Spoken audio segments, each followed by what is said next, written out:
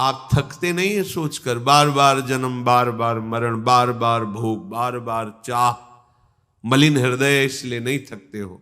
नहीं तो सोच के तुम भयभीत हो जाओगे, और भयभीत होना बहुत अच्छा है। यदि भयभीत हो गए तो प्रभु की शरण तुम्हारे हृदय में मांगने की बात आ जाएगी। तो जो शभीत आवाज सरनाई, तो रखियो ताहि प्राण की नाई। बड़े कृपालु प्रभु हैं, जिनको यहां विषम परिस्थिति देकर के साधु संग दे देते हैं। बड़ी कृपा समझो, जिनकी सारी अनुकूलताओं को नष्ट कर देते हैं और एक मार्ग बना देते हैं। चलो अब तो एक ही मात्र उपाय है, संतों के पास बैठे, उनकी बात सुने, फिर हम समझें कि हमारा लक्ष्य क्या है। अब तो हमारा कोई नहीं रहा, ये सबसे बड़ी कृपा होती है। जब किसी पर एक कृपा होती तो चूंकि सन्मुखता ना होने के कारण फिर वो भगवान को भी कोसता हुआ उन्हीं विषयों की प्राप्ति के लिए असत मार्ग का आचरण लेता है, चोरी, हिंसा, बलात्कार आदि आदि। बड़ा विचित्र खेल। भगवान कृपा करते हैं, वो उस कृपा को ठुकराकर असत मार्ग ले लेता है।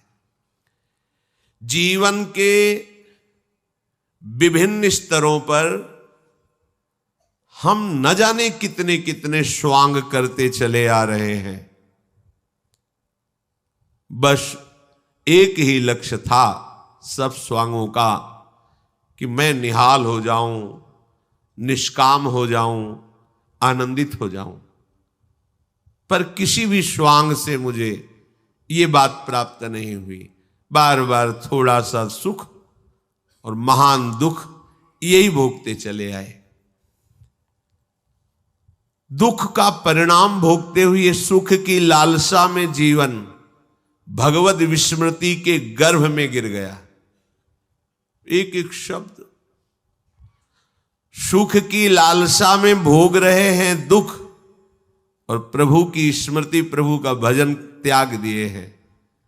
हमें यह नहीं पता चल रहा कि जो हमारी लालसा है वो केवल भजन से पूर्ण होगी।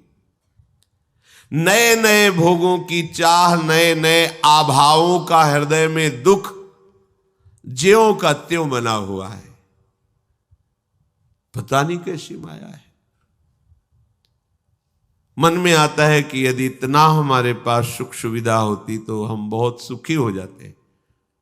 अगर उसी जीवन में उतना हो गया तो उससे लाख गुना बढ़कर मांग, अभाव ही अभाव, कमी ही कमी, पूरे जीवन भर कमी। बड़ा आश्चर्य।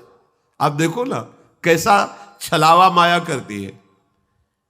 बचपन से लेकर अभी तक देखो, हमारी मांगें बदलती गई, वस्तुएं भोगते रहे, व्यक्तियों का संयोग लेते रहे, लेकिन अभाव कम नहीं हुआ।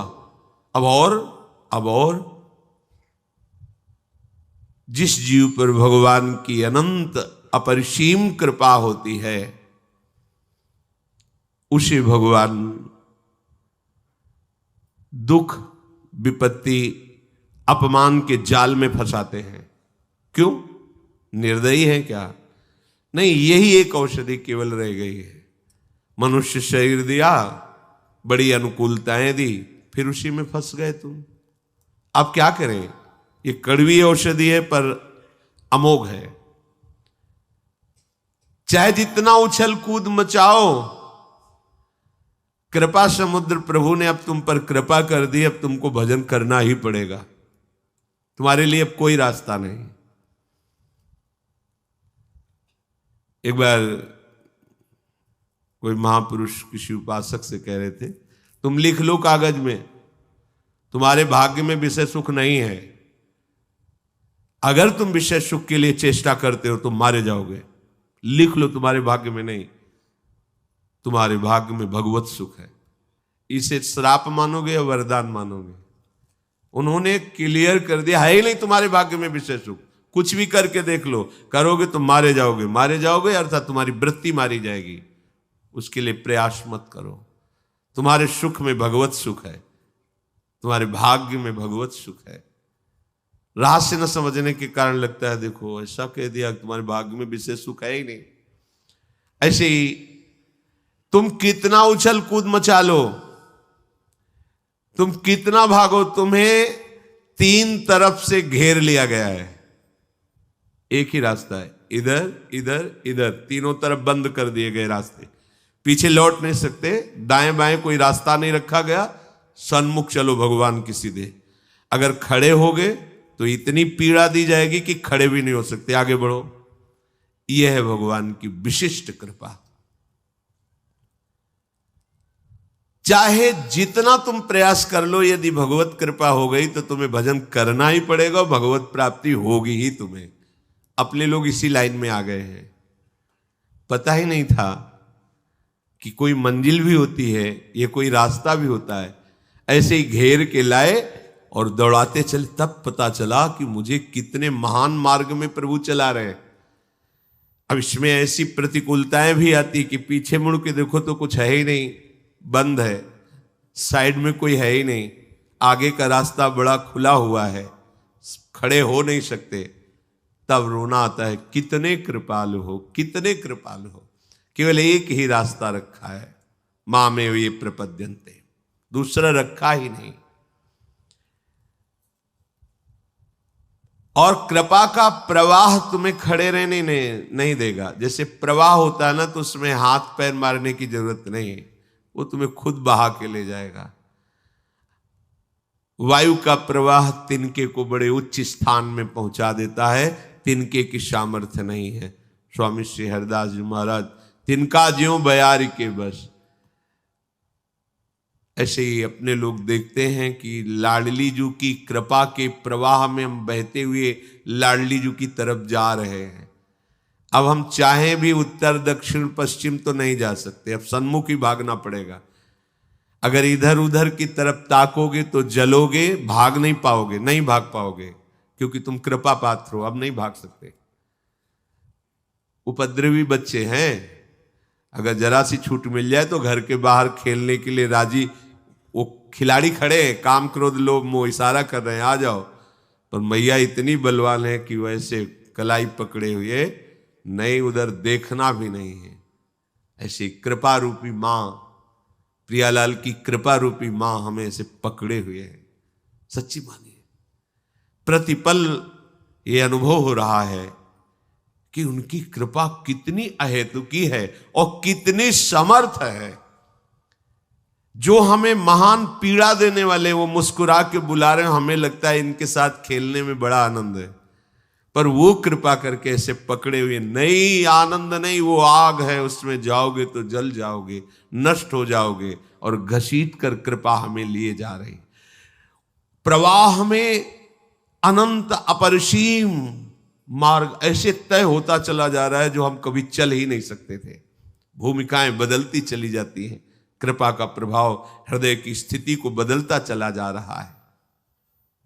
इसलिए तुम अपने विचारों में, एकादश स्कंद में भी लिखा हुआ है, यदि ऐसा अनुभव करो कि प्रभु की हमारे ऊपर अपार कृपा है, क्योंकि मुझे मनुष्य शरीर मिला, सत्संग मिला, भगवान नाम का परिचय मिला, प्रियालाल की उपासना मिली, अपार कृपा है।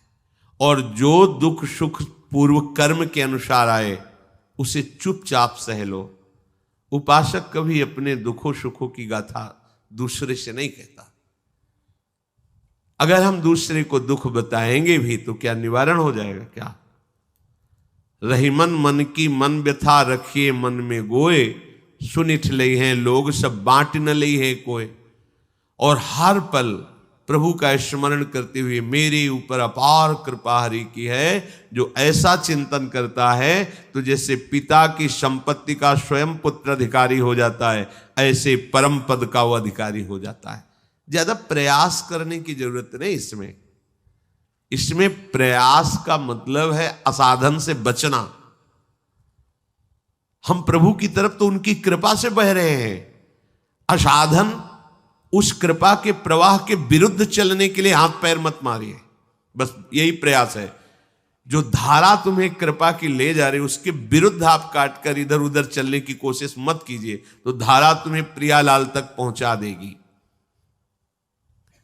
जो बहुत कृपा पात्र अच्छे साधक होते हैं उनके मन में भी स्फुरणाएं होती हैं भोगों की, सुखों की, किंतु वो उन मन की स्फुरणाओं को उदासीन भाव से काटते रहते हैं। जो साधारण साधक होते हैं वो भी काटने की चेष्टा करते हैं, पर द्वेष भाव से। ये सूक्ष्म विषय है। हमारे अंदर कोई भोग की इच्छा हुई, कोई भगवत विरुद्ध बात आई, तो हम उससे द्वेष करने लगते हैं। ये क्यों आई, इसको हट जाना चाहिए, हाय हाय। नहीं हटेगी, दृढ़ हो गई, क्योंकि आपने द्वेष कर लिया। जैसे कोई व्यक्ति है आपके सामने से जा रहा है और वो आपसे कटुवचन बोल रहा है और आप उसको उत्तर देने लगे, द्वेष करने लगे, तो रुक जाएगा। अब समस्या बढ़ गई। अगर चुप रहते तो बोलता हुआ चला जाता। अगर कोई अच्छा बोल रहा है, आप उससे प्रिय भाषण करने लगे तो रुक गया, वो राग है। रागात्मक और द्वेषात्मक दोनों स्फुरणाएं उपासक के हृदय में होती है, पर जो ऊंचाई पर चढ़ने वाला उपासक होता है दोनों इन बातों से मतलब नहीं रखता। नहीं, प्रायः प्रश्न होते रहते हैं, बहुत परेशानी है, मन ऐसा, मन काहे को तुम मन में इतना तन्मय हो रहे हो, थोड़ा अलग होइए और बोलने दीजिए उसको जो बोल रहा है। आप मंत्र का स्मरण कीजिए, नाम का स्मरण कीजिए, शांत रहिए। ये उपासक की गलती हो जाती कि ऊहापोह करने लगता, अब क्या करूं, मन ने तो ये मांग लिया, अब क्या, कुछ नहीं, एकदम तटस्थ, राधा राधा राधा। ना उसमें द्वेष। क्यों आया, अच्छा आया तो आप राग न द्वेष, बहुत जल्दी मन